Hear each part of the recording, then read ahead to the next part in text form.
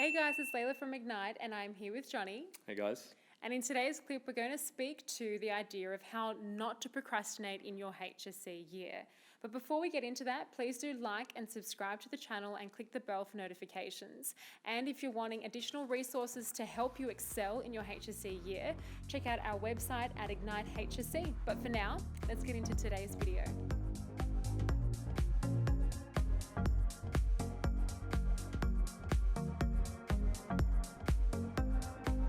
All right, Lyle, so we're talking about how not to procrastinate. We want to help students understand how to actually go about a task efficiently and not fall into the trap that so many of us do, not just students, but humans. This is a human problem that we put things off that we know we need to do. So what are your kind of first thoughts about how a student should tackle this issue of procrastination? Yeah, I think it's a tricky thing. Procrastination is something that we all succumb to at some point, particularly when it's a task that we're afraid of addressing or we know we might not excel in actually having to address the task itself. So I think the first thing to consider is how to make the task digestible. Look at it and break it into smaller parts. I think I personally resonated with this issue when I did Extension 2 in my HSC. It's such a mammoth task, the 4,000 words. Actually breaking down the process of what needs to be addressed for that was so conducive to making sure that I didn't procrastinate. I think a common example is thinking about writing an essay for a homework task, right? There are so many phases that are incorporated within that need to be broken down. Have you read the text on which that task is based? Have you thought about the actual question itself? How much evidence needs to be written up to actually answer that question? Have I planned my body paragraph? So in that instance, you might have a week to do it, but after factoring in the days you actually have to work on that, you know, okay, well, there are previous deadlines before the actual deadline when certain parts of that need to be completed, right? So breaking down the task, working out the key components and telling yourself, okay, well, this section needs to be done by this date so that you actually realistically work towards the ultimate goal of not procrastinating and reaching the due date and doing everything else that needs to be done in order to actually get there. Yeah, that's right. In a funny way, a weird thought just came to my mind. It's kind of like in mathematics, when you do working out, I'll tell you what a lot of students do is, say you get a 3-mark question, right? It's 3 marks, and what a lot of students will do is just do all of the calculations in their calculator, and then they write down the answer, and they go, done. This is what they do, right? It's laziness. But guess what? You're not going to get 3 marks for doing that because you didn't show the work in. Yeah. So the reason why it's a weird thought, but it's analogous because people only think about the finish line sometimes, and they underestimate the value of the preliminary, the antecedent steps. And it shows in that mathematics exam. That's the reason why you get marks for the working out. You literally will get a mark for that line, not just the final line. And the same principle applies here, that when you're preparing for an exam, when you're preparing for an assignment, don't just think about the final step, which is the submission of the essay. You need to break things up into micro components and micro goals. So, in 2 days, I need to have a draft done, or I need to have my body 1 done. Then in 4 days, I need to have body 2 done. Then so on and so forth and you kind of map that out at the very start so that by the end, all you're doing in the case of an essay is actually going over the draft and looking at new questions. You've already timed it. You've already done the polish. That stuff all needs to already be done because you've been making those micro goals, not just being focused too much on the final task, which is the actual essay or the hand in itself. Yep. The process is really conducive to the final result, and you need to think about the preparation because those steps are going to be so crucial to actually getting the work done and getting it done incrementally.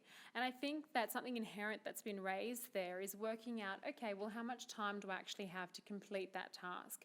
So sitting down and working out, okay, these are my allotments of time in addition to homework to, say, work on an assignment or to prepare for an actual exam, right? Preparation is really difficult because you don't actually have the end product that you're submitting. It's about the mindset that you want to be in when you go into the exam, which raises, I guess, another point of envisioning where you want to be at a certain point of time. Before an English exam, you need to not only have written your essay, but memorized it and done some practice questions. So how am I actually going to get there? Well, the draft of my essay needs to be done by this point. By this point, it needs to be memorized. For this many days, I need to be writing practice questions, right?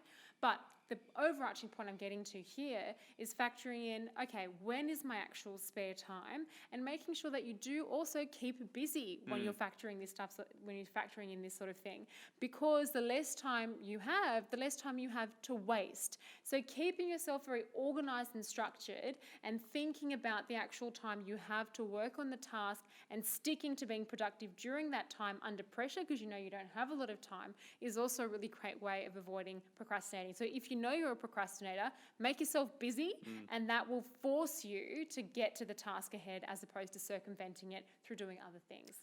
Yeah, momentum's such a powerful thing. So when you're actually in the habit of always doing, it doesn't matter what you're doing, when you're in the habit of just doing, you'll find that doing something else is even easier. Yeah. But when you actually have too much time, as Layla said, when you have too much time, when the task is actually months away and there's so many gaps of time in between, paradoxically, that's going to be where you're most likely not to do it at all. Yeah. So the more time you have spare, Yeah.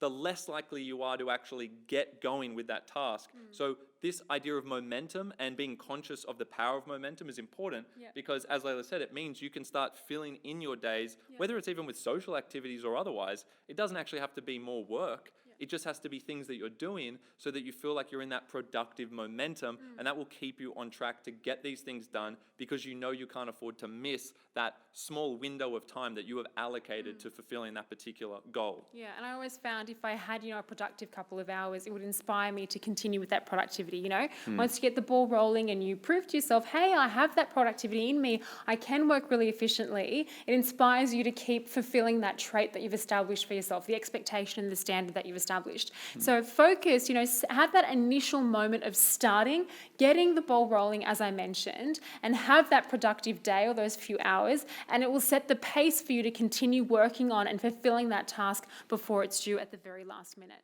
Yeah, and there's this great point that just came to mind as you said that. I believe it's in a book called Atomic Habits. There's this book called Atomic Habits, forgetting the author right now, but there's this idea that if you want to achieve a big task or you want to do a lot of things, that can be very mentally overwhelming for you and actually prevent you from starting it at all. That's right. So imagine there was 100 steps to complete. If you think about the fact that you have 100 steps to do, you're unlikely to even start step one. But if you really break it up, like we said, into that segmented task, but even going more micro here, into saying, for instance, okay, I need to do my first body paragraph today, just set the goal of starting sentence one or writing the opening part of the sentence. So when you set the goal really small, because of this idea of the momentum, because you've broken up the goals, psychologically, it's far easier to keep going. Yeah. As you said, when you do a couple of hours on something, you find that you're already in the momentum of it, you're in rhythm, so you will keep doing it. There is no inertia. So to overcome inertia, and inertia is going to be greatest when it's a really big task that you perceive ahead of you, you reduce the perceived task ahead. Something I do to make sure I floss my teeth, for instance, is I tell myself, if I brush my teeth and I go, did I floss tonight? I go, I only have to floss one tooth. So it's called this one tooth idea, right? And if I floss one tooth, by the time I do that, how much effort is it to floss one tooth? What, like 1 second, right? But when you think about flossing all of your teeth sometimes, that seems like, I can't be bothered, I don't need to do that. Yeah. You floss the one tooth, guess what? You've got the floss in your hand now, you're in the rhythm, Yeah. just floss the rest all the time. You'll never really end up just doing one. Yeah. So play upon this idea of building momentum, breaking up the tasks into smaller and perceptively more achievable tasks, Yeah. and you're going to find it far more easy or far simpler to actually achieve the bigger task at hand. Yeah. And another point that just came to mind is often reverse engineering the process, right? A lot of students, for example, with creative writing or even with writing an essay, they spend hours thinking about the topic sentence or the thesis statement, right? And they kind of pulling their hair out, and that kind of procrastination that comes with that manifests because you feel stuck, right? But for example, when it comes to English, to bring it back to procrastination, reverse engineer, sit down and plan first, planning the actual content of what you want to do and the content of the body paragraphs analysis itself before you actually put the emphasis on expression is really important.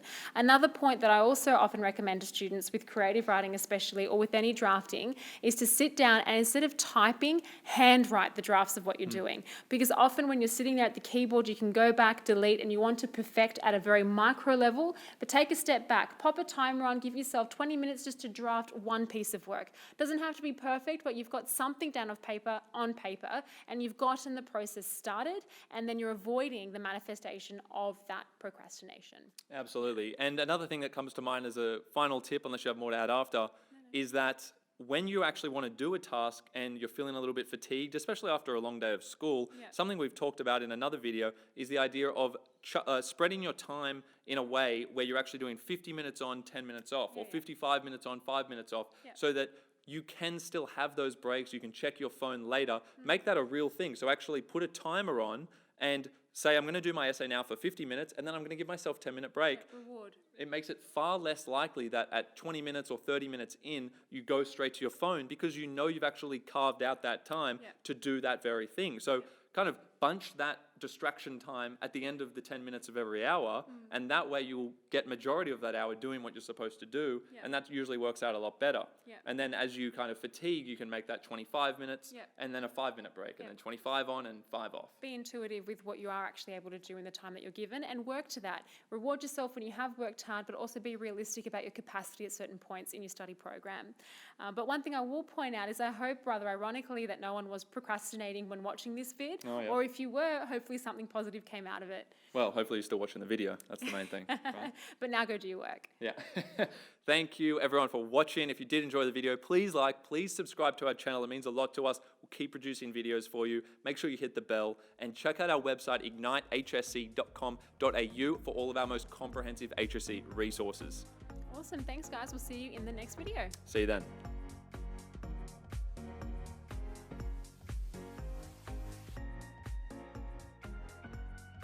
Hey guys, thank you so much for watching. If you do like the content, subscribe to our channel and we'll have more videos coming your way.